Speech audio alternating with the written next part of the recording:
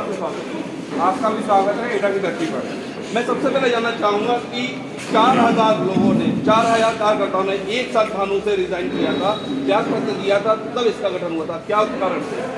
देखिए, उसमें सबसे पहला मैं आपको अपना परिचय देता हूँ। मेरा नाम धीरेन्द्र सोलंकी है, मैं राष्ट्रीय अध्यक्ष भारतीय जनता किसान यूनियन। जो हम लोगों ने एक संगठन छोड़ा था, उसमें एक वजह थी अनुशासनहीनता, जिस वजह से हमने वो संगठन छोड़ा और भारतीय जनता किसान यूनियन की नींव रखी गई, जिसमें हमारे फाउंडर मेंबर्स सभी लोग बैठे हुए हैं। श्री रणवीर सिंह राणा जी, कोर कमेटी अध्यक्ष हमारे श्री हीरा सिंह भदौरिया जी, और राष्ट्रीय संयोजक श्री शिवनाथ सिंह चौहान जी, और हमारे मुख्य प्रवक्ता राष्ट्रीय श्री शैलेश गिरी जी, और आप हैं हमारे संरक्षक हैं, और हमारे एक संरक्षक और भी हैं जो किसी कारणवश नहीं आ पाए, कुमार बादशाह सिंह, पूर्व कैबिनेट मंत्री, और हमारे यादवेंद्र सिंह चौहान जी हैं, और आप हैं हमारे प्रचार प्रसार राष्ट्रीय मुख्य श्री राजभान सिंह सोलंकी जी, और आप हमारे शाहजहाँपुर से भी आए हैं, बिहार से भी लोग आए हैं, दिल्ली से भी लोग आए हैं, जो कोर कमेटी के लोग हैं। अनुशासनहीनता की बात करूँ तो आपको एक पुराना घटनाक्रम चाहता हूँ, ज़्यादा पुराना नहीं है, 1 महीने पुराना है, जनवरी का। मैं इंगित करूँगा, किसी का नाम नहीं लूँगा, किसी अन्य किसान यूनियन से हमारा कुछ पंगा हुआ था, जिसमें 354, 307 की धाराओं पे मुकदमा पंजीकृत हुआ था। क्या कहना चाहेंगे आप? देखिए, आप अगर अनुशासनहीनता की बात कर रहे हैं कि हम लोग गांधी जी के देश के लोग हैं, लेकिन साथ में हम सुभाष चंद्र बोस, भगत जी के भी देश के लोग हैं। ऐसा नहीं हो सकता है कि कोई हमारे एक गाल पे मारे तो हम दूसरा गाल कर दें। ईंट का जवाब पत्थर से भी देना जानते हैं हम लोग। जब हमारे एक पदाधिकारी के साथ में जहाँ बात आती है मान सम्मान स्वाभिमान, जो हमारी बहन बेटियों के लिए है, अगर बहन बेटियों के खिलाफ कोई भी अगर आपत्तिजनक बात करेगा या कोई उनके साथ में दुर्व्यवहार करेगा, तो ये भारतीय हलदार किसान यूनियन का एक एक सिपाही रोड पर नजर आएगा। जैसा कि आपने हमें बताया कि अनुशासनहीनता के यहाँ पे ये संगठन अलग बढ़ा, उसके बाद ये घटना हुई, तो जो हमारे यहाँ से अनुशासित है, निरंकुश हैं, कुछ पदाधिकारी आपने बताया कि जो निरंकुश है, उनके लिए हम लोग क्या कर रहे हैं, उनके लिए हमारा क्या अनुशासनिक कार्रवाई है? देखिए, अभी तक हमारे यहाँ अनुशासनहीनता है ही नहीं, और अगर होगी तो ये बर्दाश्त नहीं होगी। उनको तुरंत बाहर का रास्ता दिखाया जाएगा। अनुशासनहीनता किसी भी कीमत पर बर्दाश्त नहीं। एक संगठन ने योगी जी को बनाया जो सीएम तक पहुंचे, जिसका नाम था हिंदू युवा वाणी, उसमें वो भी 2 भागों में बटा, एक जाके समाजवादी पार्टी में विलय हो गया। फिर एक संगठन बना भारतीय किसान यूनियन, वो भी अलग अलग हिस्सों में बट गया। दिल्ली के अंदर एक संगठन ने अपना झंडा राष्ट्रीय ध्वज से ऊपर किया, तो ये क्या अनुशासनहीनता मनमानी या संगठन की मानी जाए? इसको अनुशासनहीनता नहीं कहेंगे, इसको कहेंगे देशद्रोही। जिस देश में वो भी एक किसान संगठन था, किसान संगठन कोई भी हो या कोई भी पार्टी हो, इसको देशद्रोही बोलेंगे। हम अपने राष्ट्रीय ध्वज का अपमान किसी भी कीमत पर अपमान सहन नहीं कर सकते हैं। हम देश के किसान हैं, जवान हैं। जहाँ किसान और जवान की बात आती है, वो मातृभूमि के लिए, अपनी रक्षा करने के लिए शहीद होना। सोलंकी जी, आपने बहुत सारी योजना बताई। आपने कहा कि हम सामूहिक विवाह रखेंगे, आपने कहा कि हम किसानों की समस्या रखेंगे, तो क्या आपको ये लगता है कि वर्तमान सरकार किसान से शिक्षा का, समानता का, विद्रोह का, आवाज उठाने का छीन रही है? बिल्कुल।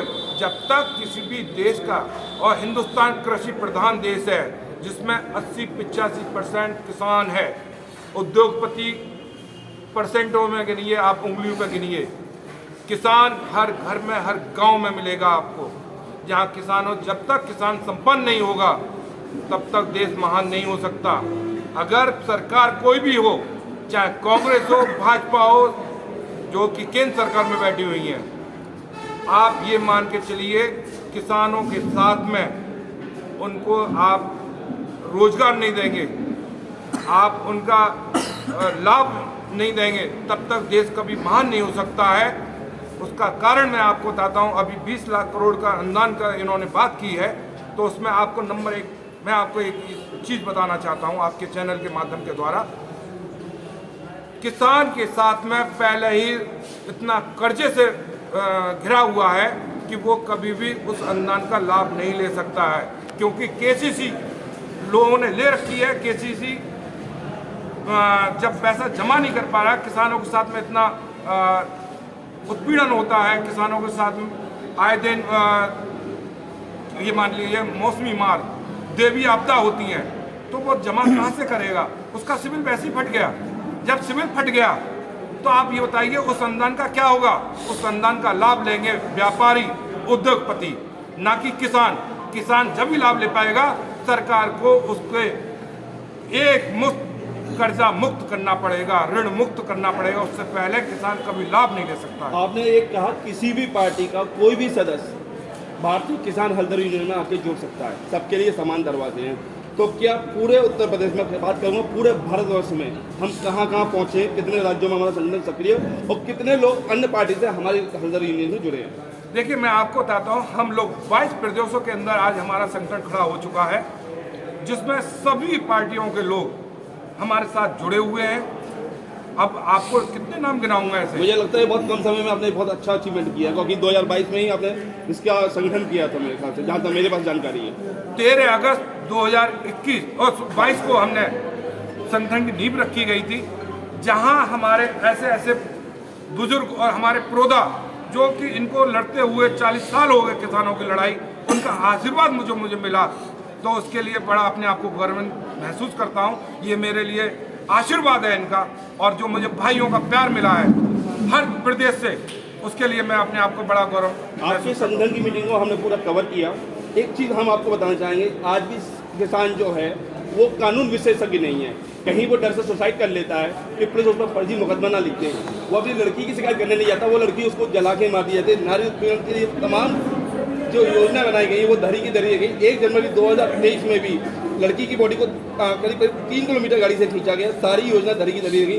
किसान हल्दर यूनियन इसमें अपने आप को किस तरह से रिप्रेजेंट करता है? नारी शक्ति के लिए, बाल वृक्षावृत्ति के लिए, बाल वैश्यावृत्ति के लिए, नारी वैश्यावृत्ति के लिए कानून जो मनमानी कर रहे हैं सत्ताधारी नेता, उन लोगों के लिए आपकी क्या रणनीति है? देखिए, कानून सबके लिए बराबर होता है, चाहे सत्ता पक्ष हो चाहे विपक्ष हो। किसान की समस्या का हल उनको करना पड़ेगा, और कोई भी बात हो, गरीब हो, बेरोजगार हो या किसान के, आप पत्रकार हैं, लेकिन मैं आपसे ही पूछना चाहता हूं, आप भी किसान परिवार से होंगे, आपके घर में भी किसानी होती होगी, तो क्या मतलब आपके लिए आवाज़ उठाना हमारा गलत है? कुछ सत्ताधारी प्रशासनिक अधिकारी ये कहते हैं कि अगर आप किसान यूनियन से हैं तो केवल किसान की समस्या लेके आइए, बाकी के लिए प्रशासन बैठा हुआ है। क्या कहना है ऐसे अधिकारियों से? देखिए, प्रशासनिक अधिकारियों के लिए भी मैं कहना चाहता हूँ, ये लोग भी किसान परिवार से हैं। आज ये कुर्सी पे बैठे हुए हैं तो उनके माँ बाप ने मेहनत की, उन्होंने अपना पेट काट के उनको अधिकारी बनाया, तो वो भी किसानों के प्रति उनका नर्म स्वभाव रहना चाहिए। मैं आपके माध्यम से कहना चाहता हूँ, चाहे लेखपाल हो, चाहे जिलाधिकारी हो, चाहे सिपाही हो, चाहे कप्तान साहब हो, उनको किसानों की समस्या सुननी चाहिए। अगर नहीं सुनेंगे, भारतीय हल्दर किसान यूनियन उनका पूर्ण जोर से विरोध करेगा। धन्यवाद। ये थे